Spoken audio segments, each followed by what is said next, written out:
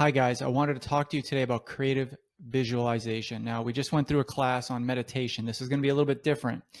Um, this is about visualizing your goals. Now, don't just brush this off as some kind of hippie type exercise. This is something that is powerful and it's easy to do and it's worth a try. That's all I ask is worth a try, because I thought the same thing when I first heard of creative visualization. I thought it was kind of out there, but then I decided to give it a try.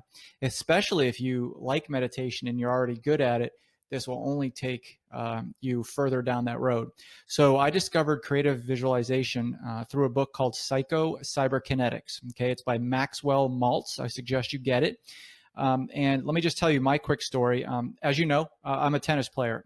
For those of you who've been following me online, you know that tennis is my passion. I'm a competitive tennis player.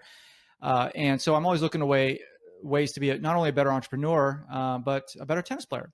So when I heard about creative visualization, I thought, why not? Especially because the U.S. Open was just won by one of my favorite players called Bianca Andreescu.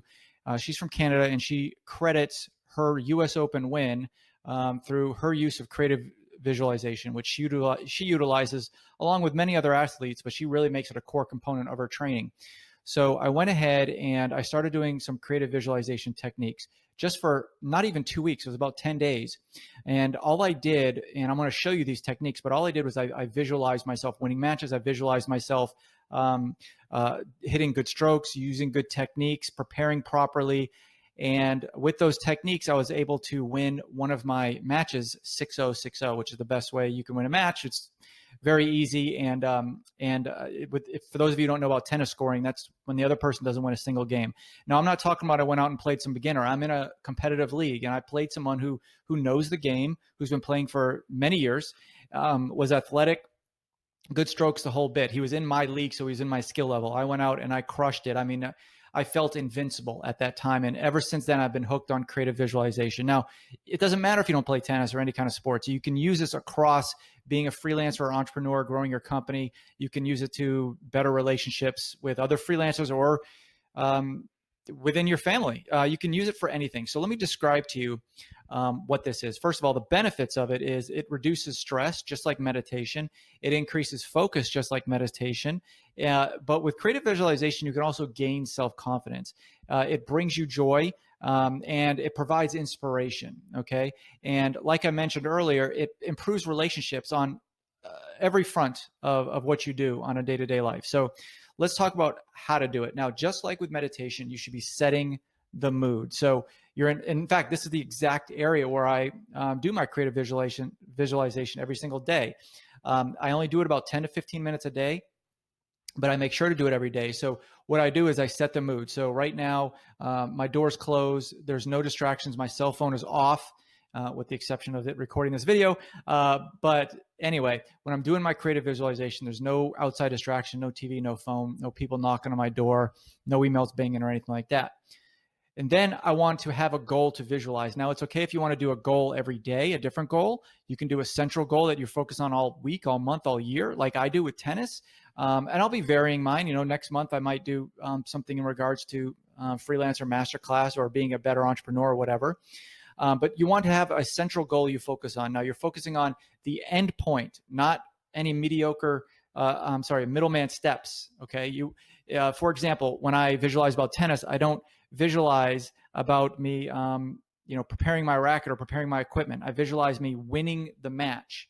Okay. Winning points, winning the match is the end result of what makes me feel good, the end result of my desire for doing what I do, play tennis. Okay. And for your sake, it might be, the goal might be writing a check for $10,000 next month for yourself, having a $100,000 plus salary, having clients start to come to you, consistently. That could be the goal. Visualize your goal. That's step 2. So step 1 is set the mood. Step 2 is visualize your goal. Step 3 is to hold on to that feeling. So for 10 minutes, you're going to be visualizing your goal.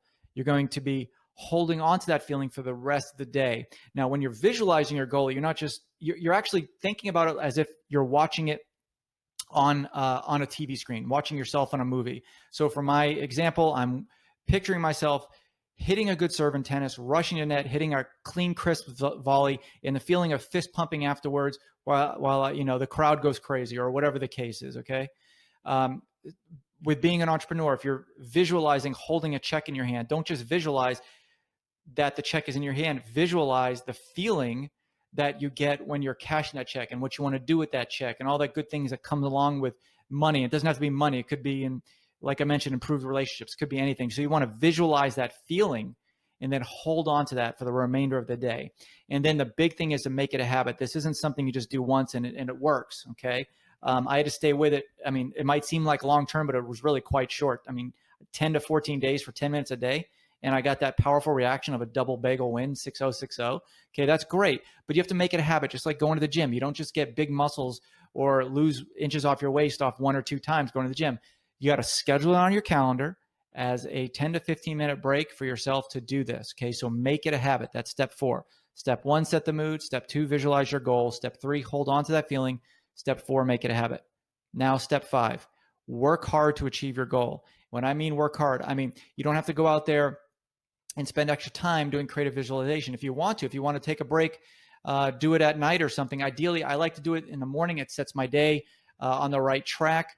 You could do it at night, but what you want to do is do it in an alert setting. So you're sitting on the couch, you're not resting on your bed. It's daylight outside and your mind is active and you're sitting up. You're not just slouching down. So you have to work hard to achieve that. So think about every day making that happen and it will come to you. I've had people, they tell me, you know, Mike, it's been 2 weeks. I don't really notice any difference. Some people, it might take a month or even 3 months. It's just like going to the gym. You know, you might go to the gym and for a month, you might not notice anything, but there's going to be a plateau there. We're going to start breaking through. You're going to start to see it and your muscles are going to start getting defined and big. Same thing here. Everybody's different. You know, for me to say that it happened in 2 weeks might be super fast. I don't know what it's like comparing it to others. Other people that are doing it. But all I ask is a 30-day challenge. Do it for 30 days and you'll be pleasantly surprised with creative visualization. Pick yourself up a copy of Psycho Cybernetics by Maxwell Maltz. It's a tongue twister. Okay, good luck.